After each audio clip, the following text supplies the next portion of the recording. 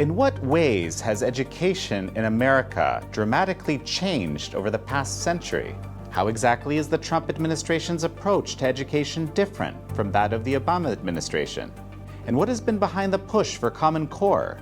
And how has it affected the U.S. education system? This is American Thought Leaders, and I'm Jekielek. Today we sit down with Williamson Evers, who served as the head of the Trump transition team for the Department of Education. He served as the U.S. Assistant Secretary of Education for Policy a decade ago, and is currently a research fellow at the Hoover Institution. We discuss what Evers considers to be the greatest problems facing the education system in America today, including glaring omissions in today's history textbooks, as well as the contemporary debate surrounding school choice. Bill Evers, wonderful to have you on American Thought Leaders. Pleasure to be here. So Bill, you were actually the head of the group on the Trump transition team working with the Department of Education, as I understand it. That's right. After Trump was nominated, while he was a candidate, we had a team of people, half dozen people, chosen by me, who reviewed the agency of the U.S. Department of Education. We were looking at the policies that were going on there, what had the Obama people done, maybe even earlier administrations that needed to be rectified, consistent with what the candidate had said. So the candidate had said that he didn't want to have Common Core with a centralization of curriculum in the United States. And he had said he wanted school choice, parental choice. And various principles like this, he had also, throughout the campaign, said political correctness had gone just over the top in America. And so things had to be done to address the workings of the department. So that's very fascinating. And in this unique situation of the transition, you started working on some policies, presumably, that could be implemented later. Is that how it works? Well, so we're preparing as if we're going to win the election. But this is beginning at the very beginning of September, after the National Convention in Cleveland. And so we had to think, we had to prepare possibly things that the candidate would want to talk about during the campaign, but we're essentially looking to when he is inaugurated if we win. So we had to go through all the legal cases pending against the department, all the Obama administration had, it sought more power at the highest levels of government to centralize, to put things that had been in localities and in the states, to put it in the federal government. And they would cloak this in the rhetoric of equality and racial fairness and things like this, but they were really grabbing power for people like themselves and taking it away from being close to the people, the parents. And so the president's approach was to reverse that and return power to the people. So philosophically, one of these things was this decentralization, power to the people. What were other philosophical underpinnings, would you say? Well, I think that, returning to essentially the constitutional feel that schools are supposed to be close to the people and creations of the state, and not somehow micromanaged from Washington, D.C. And secondly, political correctness, which is the idea that we have some sort of elite morals that we're going to impose on the general population, which is itself has morality, but it's more of a common sense morality. Right. And so this manifested itself under the Obama administration. So let's say a student was accused of rape and was a college student. Okay. They had kangaroo courts with very low evidence standards. So instead of, rape in the regular criminal law is a very serious crime and it requires thoroughgoing, compelling evidence. Well, they said, no, we're going to just have very low level evidence. So we proposed reversing this. There were many people who were saying this was a travesty. Sure. Like I remember the Harvard Law faculty. I mean, it was not just President Trump. But anyway, the department has done this. It's reversed this. It's ended this. But it's not doing it in a cavalier fashion. Rape is obviously a serious thing. You still want to treat it seriously, and I think the department has maintained that balance. Another example is under the Obama administration, they were at a federal level micromanaging bathrooms on kindergarten through high school campuses. Okay.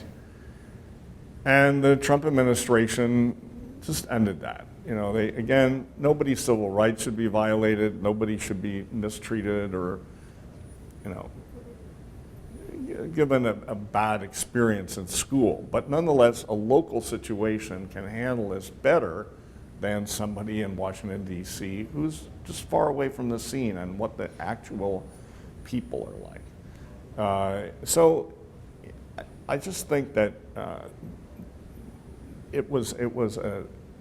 there were many policies that had to be looked at, but the president, we were trying always to think in our transition team, what would President Trump want to do based on what he had said? And, you know, and it was pretty, we ended up writing for the incoming secretary, Betsy DeVos, a 68-page report detailing all the problems, all the things needed to be changed. I mean, some things were kind of just curiosities, like they loaded us with 200 interns that nobody knew about that had been picked by the Obama administration that would feel uncomfortable in the Trump administration. What to do? Just some crazy things like that. But most of it was this high-level, important policies. That's really interesting. So now, in terms of course, the candidate Trump did win. Yes. And things changed. Right. So we had a special mechanism for that. So before he won, we're like writing these policy briefs. Okay. But once he won, we still did a little of that, but we went in and interviewed the senior bureaucrats, the senior officials in the department, and any remaining Obama appointees to find out what they were doing. We had the people involved, some of us had been in government before, and so we thought we knew where the bodies were buried, but of course there's lots of surprises. Sure. And most of the Obama people were like leaving the sinking ship. They were trying to desperately find new jobs, but the senior administrators were going to be, there were lifers, they were going to still be around, and you know, that we wanted to find out what they've been up to. So what would be some, aside from the two examples that you just gave, that were outlining the philosophical change, Right. change, what are some stark examples of real changes that were implemented subsequent to the... Well, one thing that we can get into later in detail is the Obama administration had been promoting and subsidizing Common Core, which was a set Right. of national curriculum standards. And the Trump administration has severed any federal support for that. It's just, if some states want to adhere to this, It's their choice. it's their choice. Right. The Obama people heavily incentivized the states to do this and rhetorically said this is the greatest thing since sliced cheese and so forth. So Common Core, of course, a very big, It's a a very big big thing. shift. Yeah.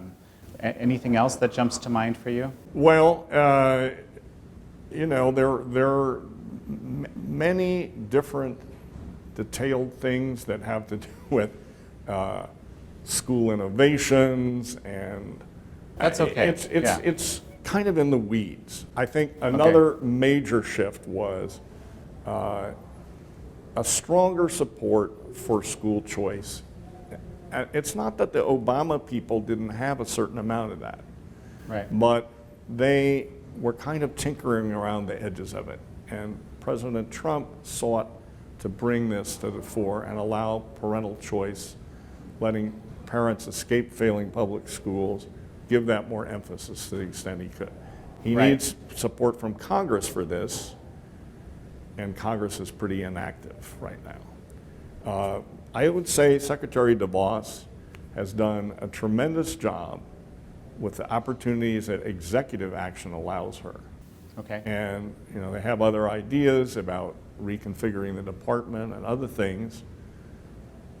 But Congress is just sitting on its hands when it comes to education policy. So, tell me if I'm right here. The way that I understand it, the Obama era policies tended towards a more progressive philosophy, Yeah. whereas the Trump administration policies tend towards a more traditionalist philosophy. Would you say that's accurate? Well, I would say it's not. I wouldn't really say it that way. I would say yes, it's true that the Obama people supported progressive education, progressive politics, and a progressive style of education. Mm-hmm. I would say the Trump people are not trying to impose one way is the right way on all the schools across the country, whereas the Obama people had a tendency to do that. And even the Bush people had some, not as bad as Obama, but they had some technocratic feel to them also. I was part of that, so I can testify. So just to explain what progressive education means, sure, as opposed to progressive politics. So with progressive politics, we're talking about the rule of experts, technocrats, centralizing, moving things at the local level to the state level, the state level to the federal level, and so forth. We're so brilliant, we can tell everybody. In the name of standardization, to yes. make it fair for everyone, yes, right? Yes, exactly. Yeah. Mm-hmm. In the name of that. Not necessarily actually make it fair, but that's the rhetorical cover. Progressive education, while it's akin to that, and shares technocratic features, shares we're the brilliant policy intellectuals that are going to tell everybody what to do, it has a style of teaching that's associated with it. And that is sort of learn through play, learn through inquiry, learn through student self-discovery, and learn the content that interests the student. So this goes back to John Dewey at the beginning of the end of the 19th century, beginning of the 20th century, and another man who was a disciple of his named Kilpatrick, who was a professor at Columbia. They were both at Columbia. Mm-hmm. So the alternative, just speaking in very broad brush terms, is traditional education. There's no really great name for it, but it's more focused on learning the content that's important to be a good citizen, to be successful in a commercial society like ours, passing on the wisdom of civilization and the tools to be economically successful. And it's a teacher-led classroom. So it's presumed that the teacher knows more than the students. Okay. The teacher, the progressives, this is a caricature, but they sometimes act as if the teacher is getting wisdom from the students. I mean, I think that's charming, maybe even funny, but wrong, okay? So I think the traditionalists are more or less right, but I think we should also be thinking about what the facts are. So a field trip is kind of a progressive type thing, the kids are out there experiencing something. Because surely there is room for this discovery. Of course, you don't want to just, you need to think empirically, factually, what works, what is successful at getting the children to learn the material. And you want to go with that. You don't want to be dogmatic. It has to be a lecture. No, it can be a variety of things. Sure. But do they work, and do they work at learning this necessary content? So that's sort of the difference in those two approaches. Something you mentioned to me when we were speaking earlier, something that you were very concerned with, was the idea of how the concept of restorative justice was implemented. Right. So this actually gets me to another stark change. You were asking about stark changes. So the Obama administration had put in a situation with sort of racial quotas in classroom discipline. Mm-hmm. And so the idea was, let's say we have redheads and blondes and brunettes, whatever, a bunch of different kinds of people. And there's disruption in the classroom, there's fighting on the school field, there's people taking people's lunches, things that happen. These are children, all right. So you want to have some kind of discipline. And so the Obama people had said, well, if it turns out you're punishing the redheads a lot compared to their numbers in the population, you have to stop that. The redheads can only be punished according to their population quota, okay? And the Trump people said, and I think a lot of civil liberties people would say this, that that's not right. You should teach the rule of law, the whole meaning of the Anglo-Saxon jurisprudential and many other concepts of justice around the world. Right. Let us say Confucian, is to treat people according to the merits of their actual behavior. And I think that's right. And, you know, so related to this idea of race-based justice or something like that some people have, this partly gets into the whole identity politics thing. Okay. The Obama people, and this got worse as time went on across their 8 years, got more involved in identity politics. So treating people not so much as individuals with responsibilities, but as part of some category, okay? And the Trump people, and this includes the justices that he's promoting and federal appeals court, Supreme Court, and so forth, are in favor of the rule of law and treating everybody as equal before the courts or before a campus judiciary situation. So this restorative justice has a kernel of a great idea in it, okay? Okay. So the idea is when you have a offense of some sort, some act of delinquent behavior, you want to rectify it. You want to put things right. You want to put the scales of justice back in balance. I think we can all see that's a very, very deep, important part of the concept of justice. Sure. Now, it works pretty well at the adult criminal justice level. And in Japan, it's really a central part of how they do it, and it's part of the American system, as you can tell from listening to me talk about it. Right. But it doesn't work as well at the child level. What exactly is it? What is the? Well, it's trying to get things back to the way they were before. So if you took my lunch, you have to return my lunch, okay? And then maybe you should be punished. You should be punished additionally for disrupting the structure of law and order, so to speak, and for making stress on me in life if I'm the one whose lunch is taken and so forth. And you can see how you can do this in the at the higher level, at the adult system, exactly. Yeah. But kids don't really have resources to pay somebody back or something like that, okay? And it's sort of weird to punish their parents or get stuff from their parents to rectify them. So what happens in practice is it's all about feelings. It's all about, is everybody feeling happy? Is everybody love each other? I mean, I'm not against that. Of course, I think we want to have love and compassion and tolerance and equity and all those things. But you want to have the material concept that's there in the adult level and not just have some sort of psychobabble group therapy session when that's not the essence of justice in this thing. I mean, you're talking about people needing to be responsible for themselves. Yes, right? Yes, they should be responsible for their actions, and this ends up with just some sort of peculiar thing that doesn't get at that. It doesn't give the actual restoration of justice.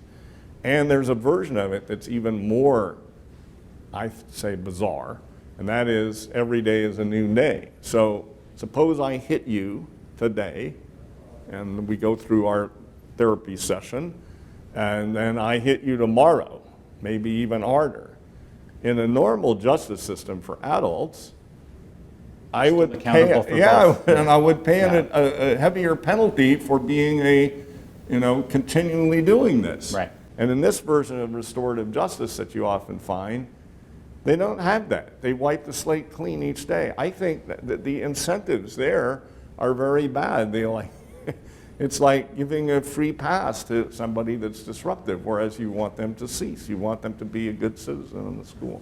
So is that something that's actually changing as we speak? That's not really a federal thing. I just want to alert any parent that's listening to watch for abuse of this in their own school. It's not that Trump is out there doing something on this issue. It's more that this is a segue from this racial quotas thing that they were imposing on the K-12 schools into thinking of how progressives have at times taken their ideas and they have a bad effect. So something that I've been thinking a lot about over the past years is how history is taught in K-12, which is obviously your area of expertise, and how essentially the way that history is taught has been changed substantially. Right.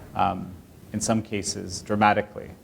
Can you speak to that a little bit? Well, let me talk about curriculum in general and then concentrate on history. Okay. So I talked a bit about this teaching, traditional teaching and progressive teaching, one sort of caricature, learn through play, and the other teacher-led classroom, and teacher-led classroom to know certain factual knowledge. Right.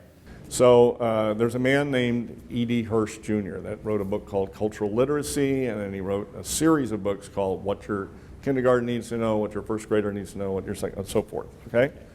And these are meant to be things that would help a parent and a teacher know what it is, and they, if you culminate them up to 12th grade, a kid would be prepared for college or prepared to go out in the workforce. And generally, curriculum standards and the way people teach are supposed to address these things. Yet, partly because of progressive education, a lot of things have gone by the wayside. So in grammar, where are the sentence diagrammings of yesteryear? Where a child knew the parts of speech, the child knew stuff about verbs and there's just things missing in the way things are taught and what's in the Common Core, this national curriculum. You hear that, people making it through the school system and not being able to read properly in the end or use grammatically correct language or so forth. And so that needs to be restored. Parents should watch for that. They can do sentence diagramming at home. Spelling.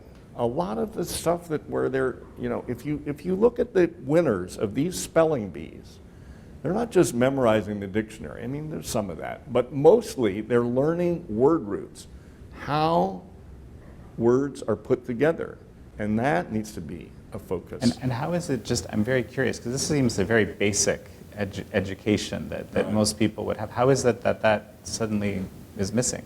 Well, the progressives don't really like systematic instruction that focuses on the structure of things. They like people to experience it. So they're going to experience language, and they're going to go with the flow of language, and they're not going to stop and say, okay, we have a subject, a verb, a predicate nominative, we have modifiers. They don't like that. So you kind of replicate that all the way through, and you get a bit of a broken system. And it's there in math, and it's there in history. This sense that we're going to learn through experience rather than learn through the structure of the discipline, that people who have been trying to impart this for generations to children have learned that in history we use chronology as a kind of backbone to attach things to. Right. Well, they want us to discuss big problems and how they're relevant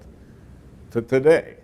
And you could do that, but you don't the thing about history is history tells us the chain of cause and effect and people acting over the years that brings us up to today. And so we learn about that, and we also learn a certain amount of limited lessons from history. So let me just mention some math deficiencies. So in the Common Core, which is this national thing that's in 40 states, many big states, they're missing things. They're missing things about ratios and proportions. They're missing things about division with remainders. They have a whole new way of doing geometry that's called rotation on a plane, that's different from the normal Euclidean geometry that you probably learned, I learned, many parents learned. It's called this rotation in a plane thing. It's never been successfully used in any state in the United States. They tried it in the Soviet Union with gifted children, and it was a failure. And yet they imposed this on the whole country. And they don't have, in the math instruction, they don't emphasize fluidity. They don't. You need automaticity with your addition and subtraction and times tables, things, and things like that. These are all missing. Now let's go to history.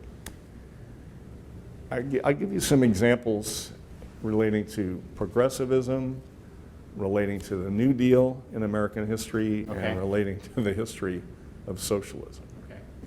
A lot of this experiential stuff extends into history. So instead of looking at chronology and how things flow together to bring us to where we are now and get some lessons from history, they often want to look at big ideas, some problem. It could be urban congestion or urban beauty or the history of seafaring peoples or something like that, which I think it should well be themes in history, but it takes away from a child getting the sense of how things have developed over time.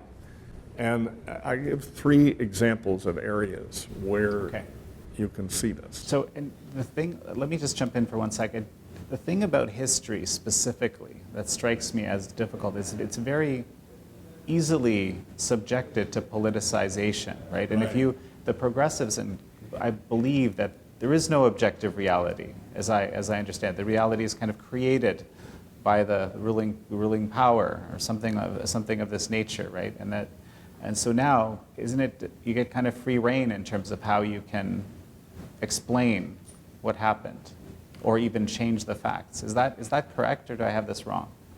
Well, some progressives would say their view of things is objectively true. Okay. And some would say everything is contested and it's just whoever's in charge is sort of imposing the rhetoric and the perspective on it. It's you could even call it perspectivism as their approach. Right. That is, of course, particularly dangerous because it means everything is relative. Right. Everything is up for grabs, and it's just who's in charge decides the facts. It's kind of like out of Orwell with the rewriting everything. Well, no, precisely. And are these 3 examples that you were mentioning, does this play into that? Well, it does in the sense that it's problematic either way. You know, I don't think they may think in their own minds they're right about this, as we'll see when we dig in a tiny bit into the examples. But I don't think it's really right to take the view that, in other words, I think something really happened, and whether a Republican or Democratic or conservative or progressive or moderate president or is in charge or a governor, whatever, the facts are really pretty much the same, and we don't want to be distorting it to fit an agenda. Right. And you know, Republicans have corrupt presidents every once in a while, or governors. Democrats have corrupt, power-seeking people that there's always problems. I think, though, there's a book.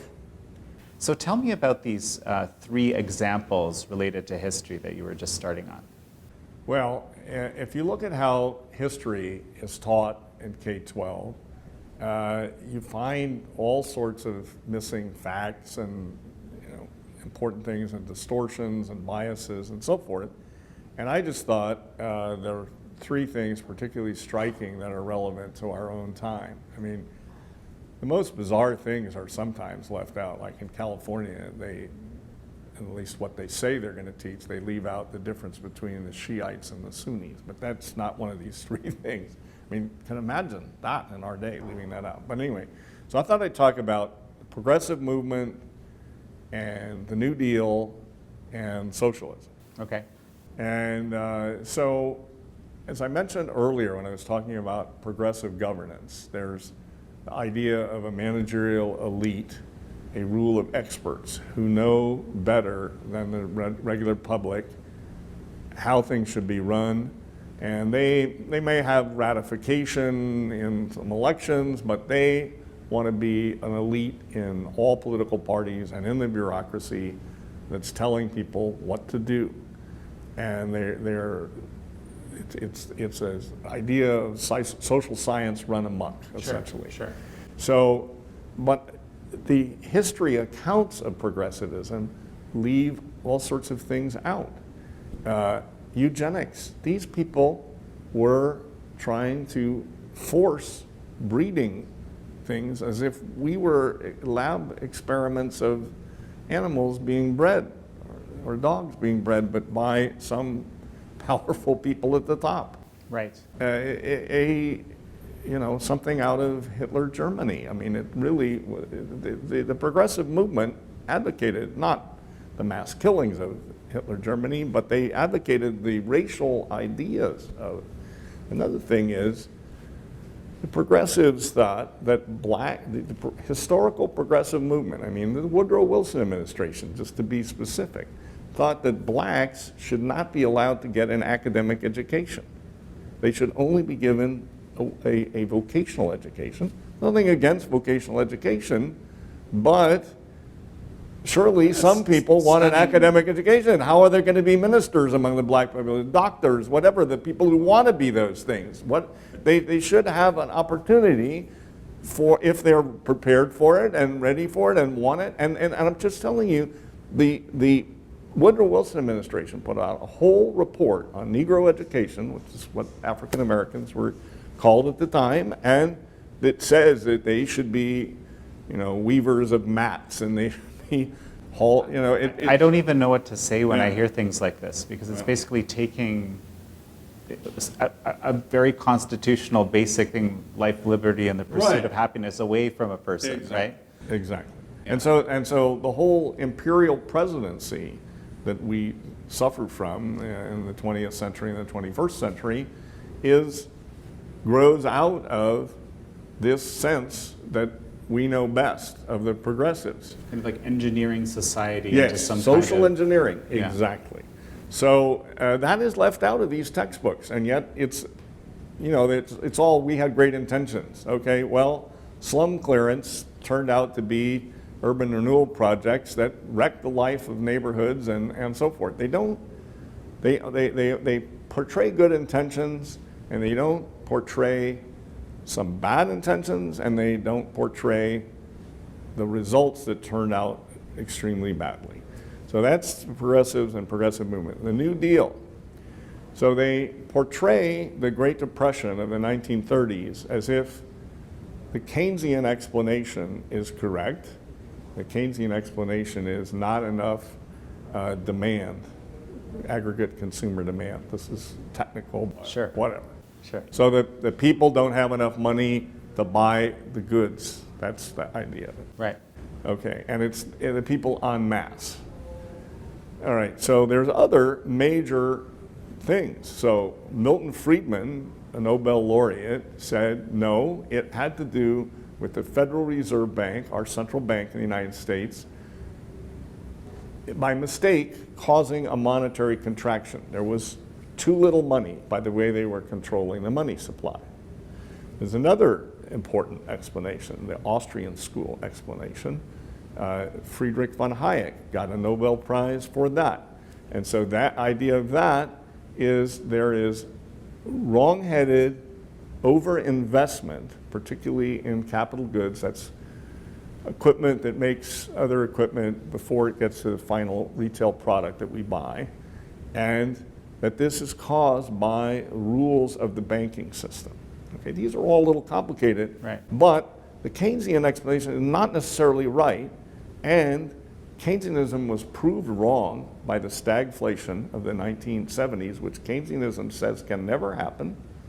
And the idea of these stimuluses that the Keynesians always promote, they don't work very well either.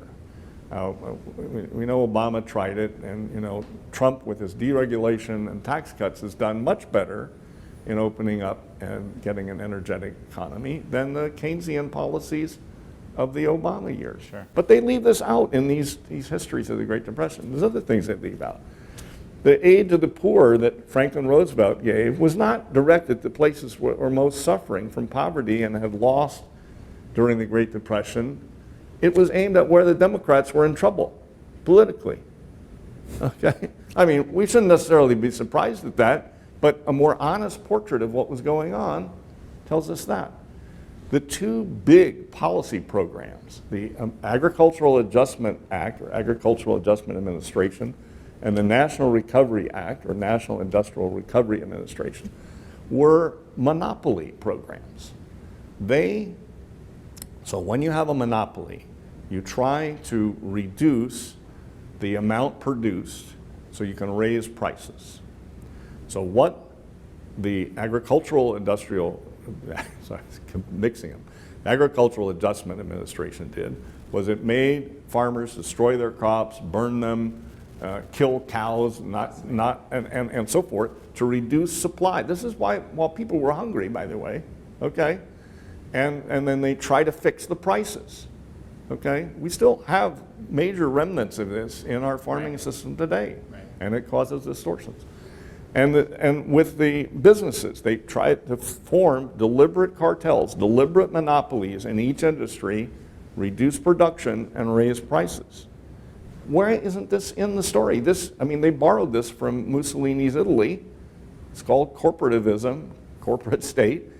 They admitted it wasn't not the head of this. The head of the NRA was the different National Industrial Recovery Act. General Hugh Johnson said, "I am copying this from Mussolini's Italy." It wasn't like I'm making this up. They admitted it. They said they admired it.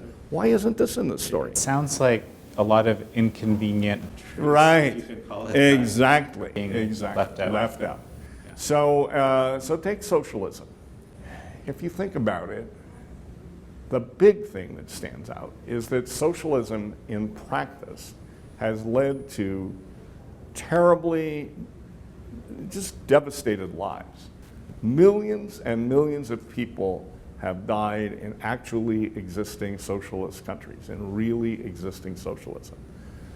Communist China, Communist Soviet Union, all these countries, all the different satellites and smaller countries and so forth. Okay, history content standards in the various states and in the history textbooks generally leave this out. It's amazing. It's just almost peculiar. It's like the outstanding fact, and yet, where is it? Another thing that's often misleading is they'll portray the communist revolution in Russia in 1917, and they'll say, well, there were the czars, and the czar was an absolute monarch and a king, and he was pretty incompetent, and then the communists took over. But they leave out the fact that there was a government in between that was like a pretty normal government. It had social democrats, so those are big welfare state type people, and it had peasant parties, the farmers of Russia, and it had classical liberals, that's like libertarians, and that was the provisional government. That's what the communists overthrew. They didn't overthrow the czar.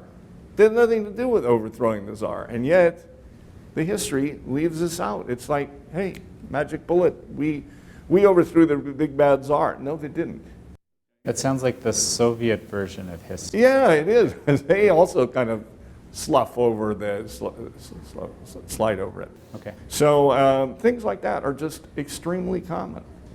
I think, this is really important, because if we don't know our history, we don't know what's happened. And we look at the millennials and younger generation, and we see these numbers about how socialism seems to be, oh, it would be a great society, but they have utopian false idea of what actual socialism looks like. We know from history that it's a terrible thing. Yeah. We can see in Venezuela today what is happening. Yeah. In every application In that every we've application. ever come In across every application. that I'm aware of. Right. That's right. So welfare states have their problems. These Scandinavian, they have their problems. So do more capitalistic societies like the United States. But we can debate about that. And under communism, under socialism, under thoroughgoing socialism, even if it's put in place democratically, which in some ways, say, Venezuela was, okay? Hitler came to power democratically. That doesn't make somehow what he did right. I mean, it makes it even more horrifying. Right. The point is, it's the actual totalitarian policies that taking over the whole economy, the suppression of all speech and all liberty and of the press, and taking over the family, taking over all voluntary societies. That's the tremendous evil, and not enough is explained to people. And so then they have, oh, well, some sweet alternative to the not perfect life I'm living today. You miss that if you don't get a fair history. So Bill, we're going to have to finish up pretty soon, but I still wanted to hit a little bit on Common Core, because this is something that we were discussing earlier, and it's obviously a massive issue. There was this huge push to Common Core, and now there's a retraction from Common Core. So can you speak to that a little bit? Sure. There's kind of two aspects of Common Core. You could say there's the academic deficiencies. Where are things missing? I went over some of the things when I was talking about math, where I was saying ratios and proportions and whatever. There's some things missing in the English parts of Common Core. They have some of the reading screwed up very slightly in the early years. If you're a foreigner and you speak a foreign language, not English, and you're coming to the United States, demonstrative pronouns and reflexive pronouns and the whole complexity of pronouns is very important. Well, it's not really very well covered in the Common Core. They wrote it in a big hurry. But let's go to the really interesting part of Common Core, which is the constitutional, the federal-state relations, the whole issue of why are we imposing curriculum content standards from Washington, D.C., from up above. And I think part of what happens, and this, interestingly enough, gets back to the difference between progressives politically and in governance and conservatives and libertarians in politics. Okay. So progressives have this idea that absent a higher governmental level running everything, controlling everything, there will be a race to the bottom. By this, they mean that everybody will be lazy, will be trying to take the easy way out, won't rise to their potential unless we force them from the top, okay? So the program of the Obama administration was called Race to the Top, because this is the flip of what they fear, which is a natural race to the bottom unless they're in charge or people like them. Conservatives and libertarians look at the political situation differently. We have a federal system in the United States with 50 states, District of Columbia, some territories, and we have all these localities and all these local districts, cities, counties, waste disposal districts, and school districts.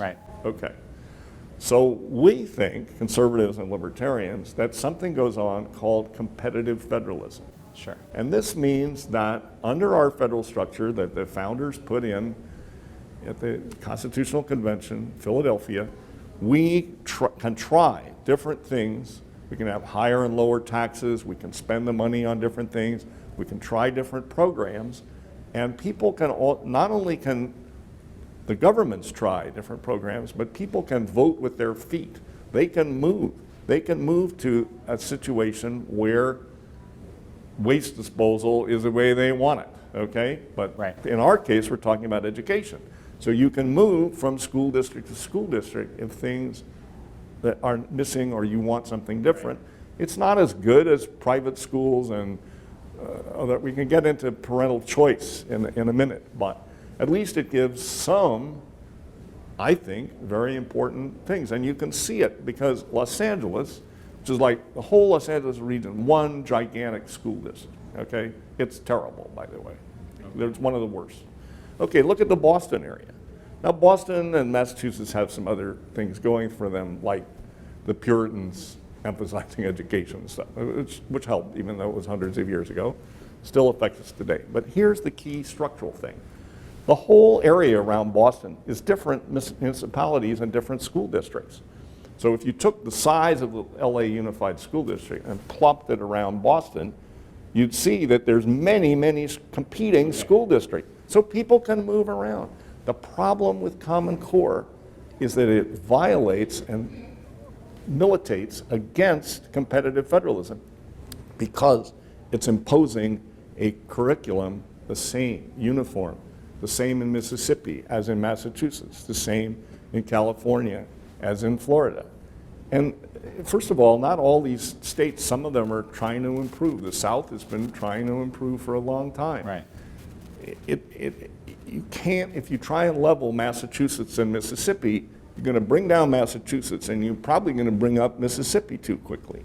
So it violates the situation of things as well as causing this uniformity. And presumably also if there's a lot more opportunity for innovation around education and this sort of Right. There might be different ways to teach math. You don't have to teach, I mean, yes, at the end you have to be, whatever. You have to have certain basic competencies. Right, but you could teach, some countries will teach part of Algebra 1 and part of geometry in 1 year, and the other part of Algebra 1 and the other part of geometry in the next year.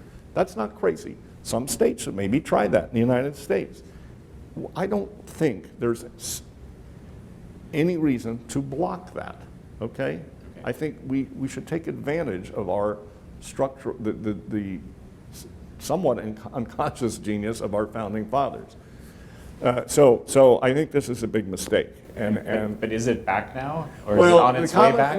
The Common Core is not, it's not, okay, so only a few states have really reversed and adopted their own quite different standards. What usually happens is there's some kind of blow up of the parents and the legislators who were never consulted in this being put in.